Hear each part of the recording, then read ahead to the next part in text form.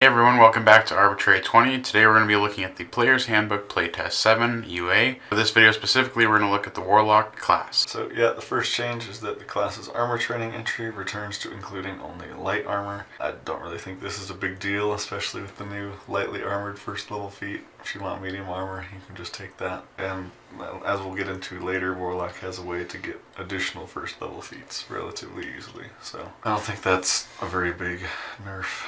Pact magic returns pretty much how it was in 5e. I like that the Warlock's a little bit different, like not quite a half caster, but not quite a full caster. I like the spot they were in 5e, and I also like that how Pact magic works with multi-classing. Yeah, I think this is a change that a lot of people are really happy with, because with the last playtest, there was so many people that complained about this, it going away. So it's good to see it back. I agree. I feel like Pact Magic's kind of been like the Warlock class identity feature, so good to see it back. Yeah. I mean, like, the half-caster thing was kind of cool. I mean, it might honestly be interesting if that was just another class, like an arcane half-caster. But I think the Warlock's better off with Pact Magic for sure. I'd agree. And then Eldritch Invocations have moved to level 1, and at level 20 you have 10 invocations rather than 8.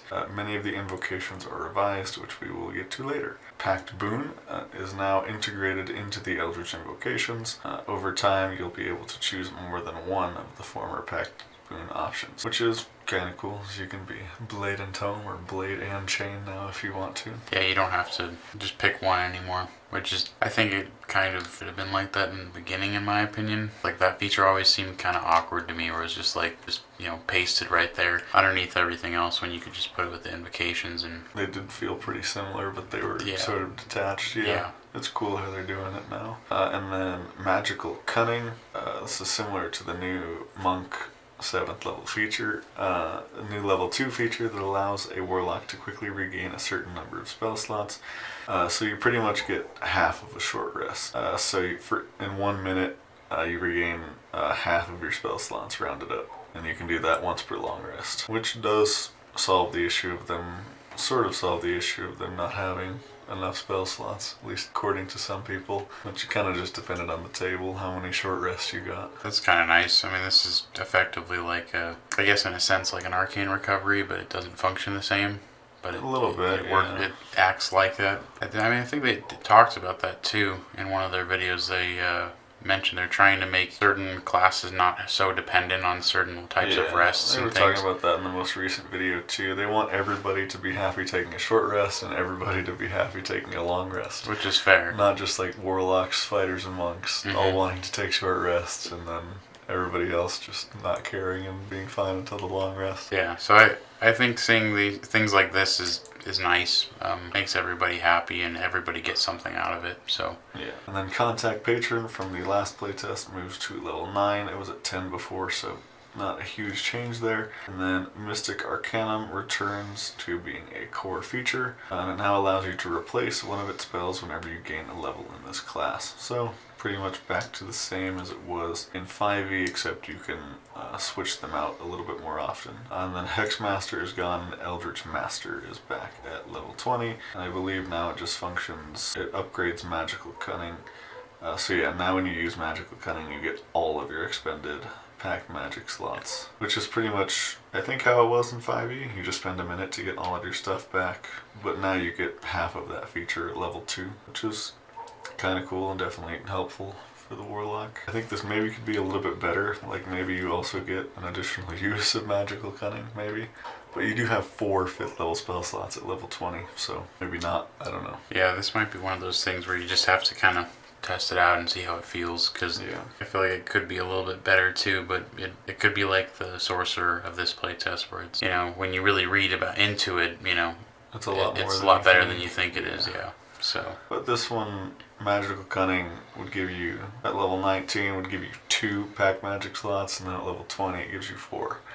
So just 2 more over a whole day. I mean, that is a decent difference, 2 more 5th level spells. And then on to the Eldritch Invocation updates. Agonizing Blast now lets you choose which Warlock cantrip benefits from the invocation. Kind of cool, but I feel like Eldritch Blast is still pretty much always going to be the best option. And now Ascendant Step is level 5 at a minimum instead of level 9. So that's Levitate on yourself without expending a spell slot. So Levitate at will, basically. And that's okay. It's only on yourself, so I just don't think I'm picking that one, even if it's just level 5. Beast Speech is gone since Speak with Animals is now on the Warlock spell list and can be cast as a ritual.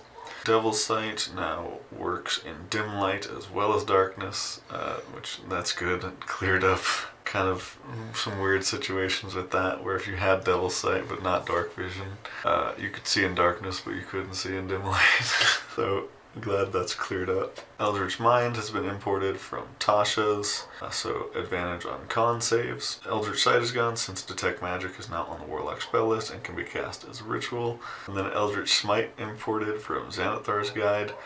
That's always been one of my favorites. I like that it's a smite and lets you do the prone condition as well. And then Eldritch Spear now lets you choose which cantrip can benefit from the invocation, so just like Agonizing Blast, you can choose a different cantrip if you want to.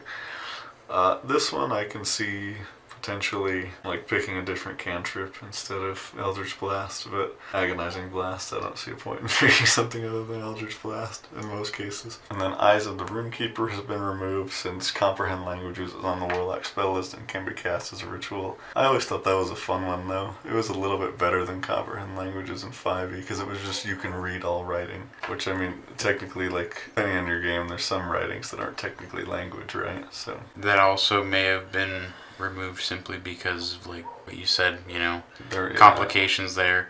Yeah, I mean, I know that's even been a complication at our table, so like, yeah, is what it is. And then Favor of the Chainmaster has been cut in favor of importing Investment of the Chainmaster from Tasha's Cauldron of Everything, which, how is that different? I remember really liking that one. When you cast Find Familiar, you infuse the familiar with a measure of your Eldritch power, granting the creature the following benefits. You can give it either a fly or a swim speed of 40 feet. You can make the familiar take the attack action as a bonus action. Whenever it deals damage, you can make it deal necrotic or radiant instead. It can use your DC instead of its own. And then when the familiar takes damage, you can use your reaction to grant it resistance to that damage. I think the old Favor was a lot better. I'm gonna look at it. I remember this one being really cool. Yeah, so Favor of the Chainmaster. Yeah, this was the one that gave all the different conditions. Your familiar was able to slow the target's speed, make the next attack roll have advantage, make it prone if it was medium or smaller, give it the charm condition, poison condition, or frightened. All of those are so cool, I think. I don't know, that was one of my favorite invocations from the last one. Yeah, that does seem a little bit cooler. I mean, this, I'd say it's good. Like, it works. It's not bad, and it is but also it's lower less, level. It's less interesting, in my opinion. Like, that other one definitely has, I've said before, you know, things that I enjoy in combat is, you know, interactions with the combat, with conditions and things. And so, like, being able to, like, slow them down and stuff is more fun. And that's a lot of different options to have with just your familiar, which is cool. Yeah. It makes the familiar have more of a place in combat than they sometimes already do. Well, maybe we can ask for it back in the survey. And then Fiendish Vigor no longer requires you to roll a die when casting False Life. You instead gain the maximum number of temporary hit points. I don't think that's a huge increase, but that one definitely needed to be buffed, so that's a good start at least. I still don't think I'm really choosing that one.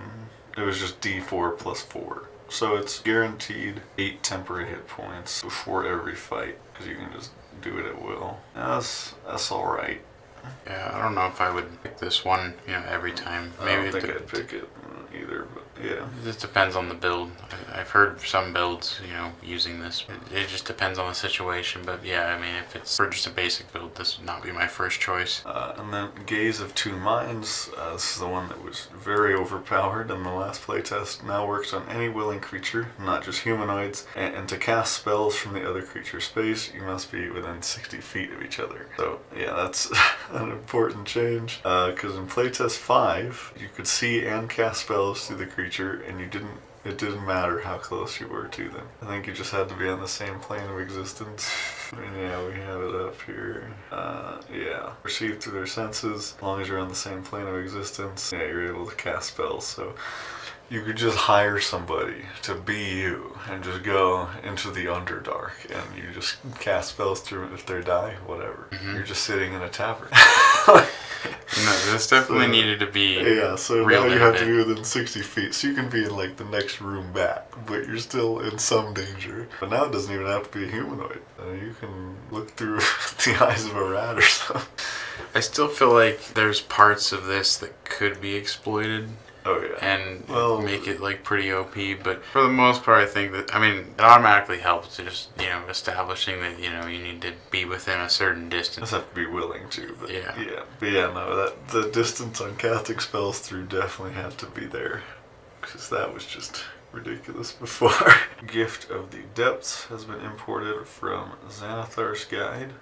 Lets you have swim speed, and you gain water breathing without expending spell slot. Once per long rest. Nice one if you're in a water campaign. Investment of the Chainmaster, we already talked about, imported from Tasha's Cauldron. And then lessons of the first ones can now be taken more than once. This pretty much just gives you a first level feat, so allowing you to gain 1 feat of your choice, such as skilled, that lacks prerequisites, which is pretty much just first level feats that have no prerequisites. So you can repeat this and take pretty much as many first level feats as you'd want to. So you get up to 10 invocations now.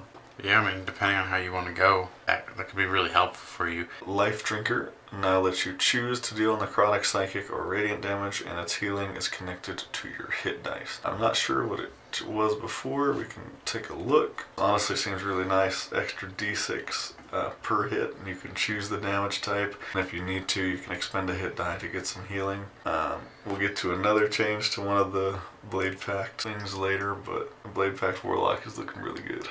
Definitely. There's on the last playtest, it was just an extra d6 necrotic damage, and the first time you deal damage on each of your turns, you regain hit points equal to the necrotic damage dealt. It was more healing last time. Yeah, and the healing was free. Yeah. It was more restricted, but now it's a little more open on what you can do. Now it's just whenever you hit. So the healing's been nerfed. The damage is what you were going for there anyway. Yeah. I can definitely see why they would nerf that healing though. Mm-hmm. A d6 healing every turn is pretty strong. D6 healing and damage anyway. Yeah. Well, it'd be 2d6 damage and a d6 healing every turn. Yeah. Well, I still think it's good. I think that's a fair nerf, honestly. Yeah, I think how this is right now, that looks really good in my opinion. Master of Myriad Forms, which is the one that lets you cast Alter Self at will, now requires level 5 instead of 15. I still don't think I'd pick this one over Mask of Many Faces, which is just Disguise Self. Nice to see that one get a small buff. But still not very good invocation, even at level 5, honestly. Maybe based on your story or your build, maybe this might be something you'd take, but yeah, for a generic build, I wouldn't probably do this either, yeah. And one with Shadows now lets you cast Invisibility without a spell slot while you're in dim light or darkness. Look at that one. If you're 5 or higher, on area of dim light or darkness, you can cast invisibility on yourself without expending a spell slot. And if you play it right, that's basically just invisibility at will, right? Because you can just you can carry a large blanket or a cloak or something and just huddle on the ground, and then you're in darkness, and then you cast invisibility, and it'll last for the full hour that invisibility does. Yeah, run into kind of the same predicament with Twilight Cleric and their Steps of Night. Yeah. Yeah, invisibility at will, level 5 is pretty strong, I'm not gonna lie. Yeah, I feel like if you're not exploiting it, it could be okay. There's no way to not. Yeah, I don't know. It barely even feels like an exploit, though. You're not wrong. That one's tricky. Definitely pretty good. It's good. Yeah. I think maybe not level 5. This was at 15 before? I don't know. We can check what it was in 5. I'm not sure what it was in 5e. So it was still 5th level in the last playtest. But you could use your action to have the invisible condition until you move, or take an action, bonus action, or reaction. So you had to stay still in that dim light or darkness, and you could just stay invisible. But now, if you're there for 2 seconds, then you could just go invisible forever, basically. Pretty crazy. I guess we can check if it was what it was in 5e, or if it was in 5e. It was pretty much the same as Playtest 5 in 5e. Yeah. So that might be a little too strong. Yeah, that might be worth bringing up. in the survey. Because, I mean, invisibility at will is a legendary item. The Ring of Invisibility, yeah. So, For level some 5, yeah. random Warlock at level 5. As much as I like that, yeah, it's pretty strong. I'm definitely going to test that on our playtest. Otherworldly Leap now requires level 2 instead of level 9. I believe that's the one that lets you cast Jump on yourself. And Jump is redesigned, which we will talk about in the video where we talk about spells. But that's a decent buff to that feature. I definitely wouldn't have taken Jump at level 9, but level 2 I might consider it at least. Yeah, it certainly feels a little bit better. Yeah, level 9 Jump would be... Yeah. That just feels bad. And then Pact of the Blade, Chain, and Tome are now invocations, and Pact of the Chain includes additional familiar options. Pact of the Tome now gives you a first level spell slot. Yeah, so I think the nicest thing about that is that you can take multiple packs now. I think the most obvious combo there is Pact of the Blade and Chain. You can get the familiar while you're a Blade Pact Warlock to give you advantage. And honestly, all three of them wouldn't be bad. Having an extra level 1 spell slot when your spell slots are usually all max level is actually kind of nice. Yeah, I mean, we talked about this earlier, but I like I said, it felt like these should be invocations, and it's glad they're here now. Gives you a lot of versatility, gives you a lot of combinations you can do. But yeah, I mean, all three of those together, I almost feel like there's no reason why you wouldn't do those as a potential option, you know? I mean, Tome is the one that can be cut the easiest, but it's still pretty nice. Yeah. And then Thirsting Blade has returned and now improves at level 11, giving you the 3rd extra attack, just like the fighter gets, which is incredible. Like this is what I was talking about earlier. The Blade Pact Warlock is looking really nice right now. Yes. Like you have this and Life Drinker, so you're 3 attacks, 4 if you have Polearm Master or like a Nick weapon, dealing an extra d6 damage and doing 4 attacks every turn. You can't deny that like this is good. Like it's having an extra attack on Thirsting Blade is really good. I don't know how I feel about it. Maybe it's just me being in my box about like class identity and, you know, like why would you take fighter anymore when Warlock exists, you know? So there's that. Yeah, they have improved fighter a lot, but then they also added this. Yeah. So I'm on the fence. I think it's cool. Fighter does still have some things over this, but at the end of the day, the Warlock's still a spellcaster too, so... Yeah. Yeah, I mean, it's really cool. I like it a lot, but yeah, the divide is there. Yeah, it makes it difficult. That's not to say I don't like it, because I think it's cool. I think this is a really good change. 100%. Well, I really want to try this Blade Pact Warlock. I just wish there was some way to make that feel less like improved fighter. Yeah. Well, then the funny part is now you can take 3 levels of fighter. I mean, the obvious combo is Echo Knight, and then you do Ghostland stuff for those who knows what that is. But you can also pick the new Battle Master and use Precision Attack and Menacing Attack and stuff to enhance your Eldritch Blast too if you want to. So, I mean, a level 11... That's like almost painful. Like they upgraded the Warlock so much, even unintentionally in this, but... An 11-3 Warlock fighter would 11 be Warlock, very fun to fighter, play. Yeah. Check out the one-shot where we'll probably be testing that out. But anyway, Visions of Distant Realms, which I believe is Arcane Eye. Yeah, now requires level 9 instead of 15. Yeah, so Arcane Eye it will, without expending spell slot. Which I believe is a 4th level spell. And Arcane Eye is not bad, so that's maybe a decent invocation at level 9. Especially since you have a lot of invocation options, you definitely have the free spot for that. Yeah, at level 9 you get up to 7 invocations. I think that's definitely something to consider. Yeah, I'd agree. I mean, this is, once again, you know, it's dependent on how it functions with your build or, you know, how it fits into your campaign if something like that is necessary. But, yeah. I mean, putting it at level 9, that feels better than 15 for sure. Yeah, and then similarly, Whispers of the Grave is now level 7 instead of 9, and that's the one that lets you do Speak with Dead at will.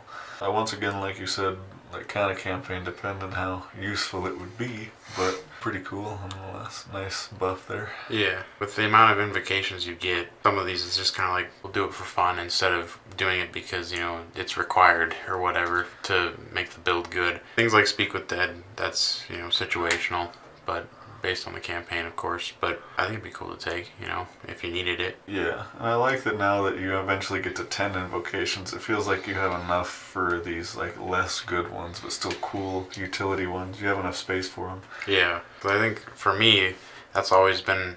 I mean, I've never played a really heavily invested Warlock before, and I've always looked at the invocations, and it's like I'm always trying to decide and juggle, like, oh, you know, I want things that mechanically do a lot for me, but I also want to do the things that are fun or for flavor based on the character design, and it's always been a juggle, and of course you usually end up doing the one that mechanically does more. Agonizing blast and repelling blast. Which is boring. Even with just those 2 levels of Warlock now, you get 3 invocations, so you still have that one free spot for something extra. Yeah, so you can become less basic of a Warlock. But I like to see that. Like this is all a great change to see. I'm really liking the new Warlock overall. And we'll go on to subclasses now. Another thing I really like, the new Archfey patron. So patron spells, formerly called Expanded Spell List, now lets you have its spells always prepared, and it includes Misty Step. So yeah, nice upgrade to Warlocks, their patron spell list. Instead of being able to choose from that list, you just have all of these always prepared, which is really nice, especially if there's a lot of stuff on the list that's not originally on the Warlock spell list. For Archfey specifically, there's some alright stuff on this list. Sleep, unfortunately, we get after it's good, but Fairy Fire's not bad, Phantasmal Force isn't bad, Blinking Plant Growth are decent, Greater Invisibility is pretty okay, and yeah, Dominate Beast and Dominate Person, not bad, pretty good patron spell list, I think. And then Steps of the Fae, formerly Fae Presence, now gives you the Misty Step spell and ways to modify it. So yeah, you can cast Misty Step without expending a spell slot a number of times equal to your Charisma modifier per long rest. You can choose one of the additional effects when you cast that spell. You can do Refreshing Step immediately after you teleport one creature you can see within 10 feet of you. I assume that can be yourself, gains a d10 temporary hit points, and then Taunting Step. Creatures within 5 feet of the space you left must succeed a Wisdom saving throw against your spell save DC or have disadvantage on attack rolls against creatures other than you until the start of your next turn. Both of those pretty cool abilities on top of the already free additional Misty Steps you get. Yeah, it's just icing on the cake. It just makes it even better. And it's cool that they both actually like do things mechanically. It's not just like flavor stuff. Like you actually can kind of turn the tide, I guess, on your combats with this potentially. Yeah, I mean, depending on, that D10 temp HP is nice, but seems relatively minor. But I mean, depending on how many creatures you hit with that Taunting Step, that could be pretty big. Mm-hmm. Especially if like you teleport 30 feet away from them and then run another 30 feet back, so they can't even get to you unless they dash. Yeah. So like that could do a lot of damage for sure, or prevent a lot of damage. Yeah. And then Misty Escape now modifies your Misty Step spell and expands your choices from Steps of the Fae. So you can now cast Misty Step as a reaction in response to taking damage. In addition, the following effects are now among your Steps of the Fae options. Now you have Disappearing Step, which is my favorite one.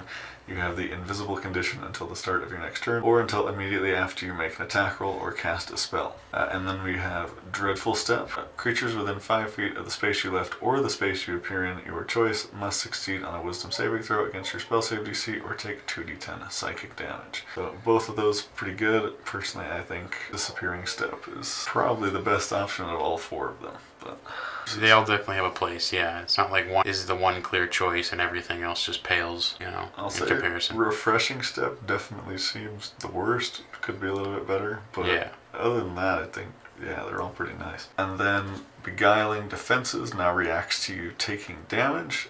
So you're immune to the charm condition, and in addition, immediately after a creature you can see hits you with an attack roll, you can use your reaction to reduce the damage you take by half, rounded down, and you can force the attacker to make a Wisdom saving throw against your spell save DC. On a failed save, the attacker takes psychic damage equal to the damage you take. You can do that once per long rest unless you expend a spell slot to use it again. I will point out, it doesn't say what level the spell slot, so you can use your first level slot from Pact of the Tome to do that again if you want to.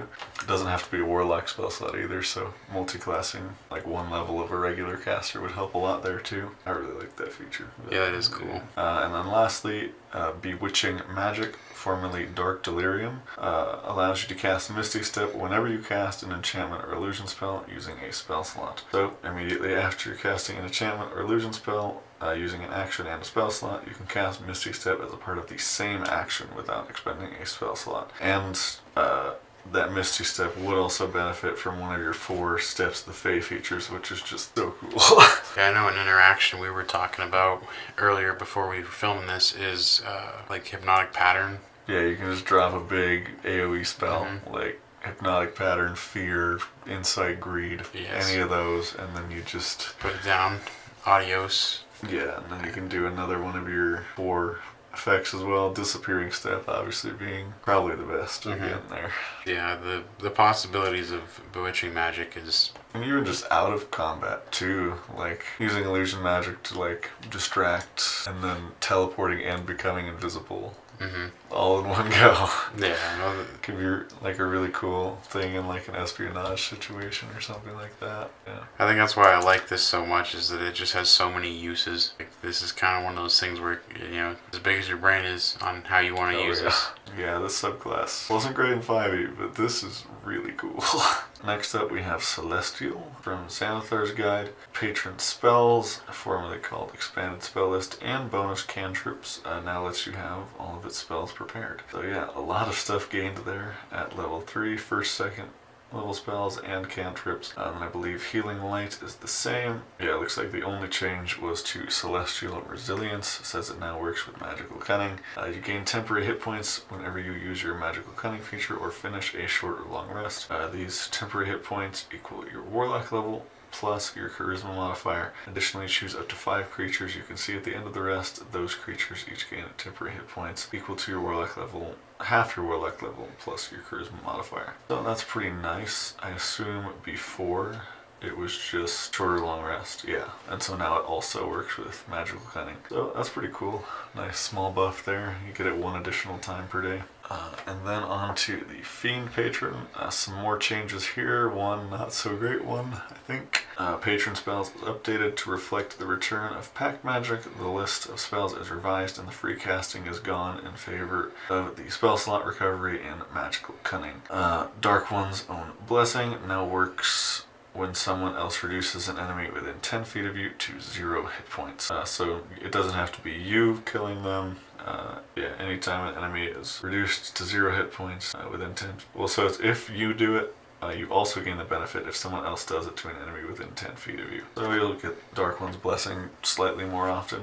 That's cool. I always looked at this one. I always knew that, you know, you weren't going to get a bunch of use out of it. So yeah, that's cool to see that now they're trying to buff it a little bit, yeah. And yeah, Patron Spells, back to that for a second, has been updated, but obviously the most important thing here is Fireball, and it's still here, so yes, that's the main reason you're taking this, is Fireball isn't on the Warlock spell list normally. And then Dark One's Own Luck can be used only once per roll, so you can when you make an ability check or saving throw, you can add a d10 after seeing the initial roll, but before any of its effects occur. Interesting how on this one it still says that, but on every other feature like this it says if you fail, then you add the d10 or whatever. So they kept that here, which is interesting. And then you can use it a number of times equal to your spellcasting ability modifier, but you can use it no more than once per roll. So in Playtest 5, did it allow it more than once per roll? That's funny. Yeah, it did. So you could just add 5d10 to a single roll and make it succeed. You can use this feature note. That's kind of funny. That's fine either way, honestly. Obviously that's a little bit ridiculous to be adding 4 or 5d10 to a single roll, but an ability check or a save, I definitely should have said that. It's just funny that you could do that before. Yeah. And then major nerf to Hurl Through Hell. It now requires a charisma saving throw. Before it just worked, guaranteed, like the maze spell. And the damage is decreased to 8d10, and the target has the incapacitated condition while hurtling through the lower planes. Yeah. Huge nerf there, completely unnecessary, I think. But because it was just for one turn, right? I think so, yeah. Yeah, until the end of your next turn. Yeah. And then level 5 spell slot if you wanted to use it again. This was worth a level 5 spell slot before, but now it's just not. Yeah, before, when you hit them with an attack roll, you can just instantly transport them to the lower planes. They disappear and hurtle through a nightmarish landscape. And then at the end of your next turn, the target returns to the space it previously occupied or the nearest space. If it's not a fiend, it must make a wisdom saving throw against your spell save DC. On a failed save, the target takes 10d10 psychic damage. On a successful save, half as much damage. So the disappearing was guaranteed before, but the damage still had a save. Now the whole effect requires a save, which, and same thing before, you could actually spend a 4th level spell slot, which doesn't matter because you're a warlock at 14th level, so that really doesn't matter. But yeah, feels bad. Yeah. Definitely didn't need to be nerfed. I've always liked this feature, and it's like, and then they said they needed to decrease the damage to add the incapacitated condition so the target couldn't like plane shift back. But like, if they plane shift back, who cares? You still wasted their entire turn. Mm-hmm. Like, it was one turn anyway, and yeah, so. And you also made them use resources to get. Well, that's the thing. They don't even have to plane shift back because it's only one turn. Yeah. Like, they're using their action to get back when they're going to get back at the end of the turn anyway. So. Yeah, which I guess the creature may not know that, but I don't know. I don't think any of those changes were necessary. I think in Playtest 5 it was fine. Yeah. Yeah, I'm definitely going to say something in my survey about that. Didn't have to touch that. Yeah. But now on to, I think, some more positive changes. Kind of just skimmed this one. Originally, the Great Old One has new patron spells.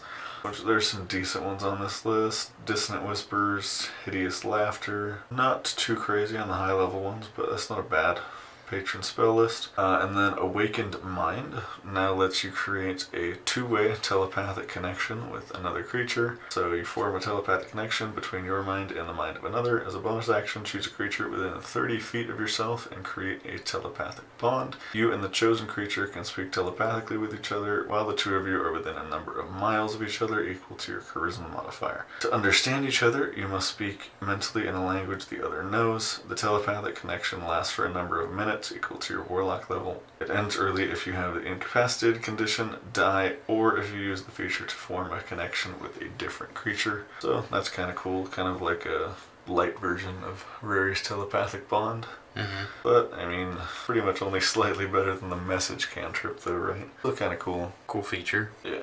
Works well. And then Psychic Spells is a new level 3 feature. When you cast a Warlock spell that deals damage, you can change its damage type to Psychic. In addition, when you cast a Warlock spell that's enchantment or illusion, you can do so without verbal or somatic component. So that's kind of nice. You can do it. It's like a subtle spell, so in roleplay situation or to avoid counter spells. And then being able to change the damage type is always nice to avoid resistances and things. And then Clairvoyant Combatant, formerly Entropic Ward, uses your telepathic bond to impose disadvantage on attack rolls against you and grant you advantage on attack rolls against the creature for the duration of the telepathic bond. So, you learn to read the attacks of minds you touch when you form a telepathic bond with a creature using your awakened mind. Oh, so you can do that on any creature. It doesn't have to be willing. You can force that creature to make a wisdom saving throw against your spell save DC. On a failed save, the creature has disadvantage on attack rolls against you, and you have advantage on attack rolls against the creature for the duration of the bond. Once you use this feature, you can't use it again until you finish a short or long rest. You can also restore your use of it by expending a spell slot of level 2 or higher. No action required. Pretty cool.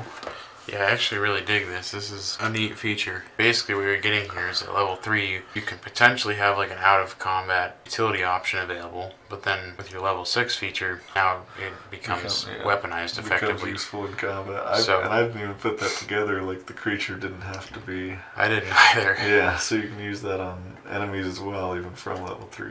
But yeah. That is so cool. I like the way that all interacts. Yeah, that is pretty cool. And then... Eldritch Hex is a new level 10 feature. Usually when features interact with Hex, I immediately become sad, but this one Seems kind of cool. So you always have the Hex spell prepared, and when you cast Hex and choose an ability, the target also has disadvantage on saving throws of the chosen ability for that during the duration of the spell. So really cool, honestly, and can provide some pretty cool team play, I think. You can pick whichever saving throw you want just on the fly, because Hex can select any of the abilities. So you can ask your ally what spell they're about to cast, and you can Hex, give them disadvantage on that saving throw, and do a little bit more damage with your blasts thereafter. Hex is still, like, debatably worth casting, but I think it's a cool feature. Yeah, I like that they kind of give you extra reasons to cast a spell like that. I don't remember what spell this is like that cantrip. Is there a cantrip like that? Oh, there's honestly not much like this. Or Mind Sliver, you mean? That subtracts a d4 from the save? Yeah. Mind Sliver might be Warlock cantrip too, so you could do this. And, well, your Mind Sliver wouldn't benefit from the damage of Hex, but if you really wanted to get that saving throw down, you could do that. I mean, yeah. You hit them with Mind Sliver, this, and Silvery Barbs, and they're probably just going to fail. Yeah, hopefully. I don't know, it's an option. It may not be, optimal, but the more interaction options you have available... It encourages team play, which I like. Yes, team play is, in a team game like this, team play is nice. And then lastly, Create Thrall now gives you the Summon Aberration spell with additional properties. So your patron grants you the ability to manifest a part of itself. You always have the Summon Aberration spell prepared, using the one from Tasha's Cauldron of Everything. When you cast the spell, you can modify it so that it doesn't require concentration. If you do so, the spell's duration becomes 1 minute for that casting, and when summoned, the Aberration has a number of temporary hit points equal to your Warlock level plus your Charisma modifier. In addition, the first time each turn the Aberration hits a creature under the effects of your Hex, the Aberration deals extra psychic damage to the target, equal to the bonus of that spell. Still trying to push you to cast Hex, which is interesting, but either way, concentration-free Summon Aberration is really good. And there's no limit of times you can do that. Just whenever you cast Summon Aberration. That is nice. Yeah. Wow. There's not much to hate here. This is like there's just a lot of good going on there. So you might not get Summon Aberration for 2 minutes, but like you could set up your hour-long Summon Aberration that you're concentrating on before combat, and then you walk into combat and you summon a second one without concentration. Yes. It doesn't say like you can only control one. That's true. So you really just want to go at it. You can you could have 3 at once, and then once you get 4 5th level spell slots, you can have 4. Just have a team of aberrations that just I don't know if you really want to do that, but no, but it's a funny thing that you could do. Yeah, it'd be interesting in boss fights where you just have 1 combat for the day. Now you can have a lot of fun with this. It's really not much extra damage with the Hex there, but I'm not sure if you would be taking this feature specifically for that. Oh yeah, no. What do you want? The nice thing here is concentration-free Summon Aberration. Yeah. I mean, this feature's awesome. Yeah. I like all of this. This is cool. Yeah. Overall, great old one. Not bad. Pretty cool. I dig it. Looks like that's it for the Warlock. If you'd like to watch our last video where we talked about the Sorcerer from this playtest, you can check that out right here. Either way, thank you guys for watching. Hope you have an awesome rest of your day, and we'll see you in the next one.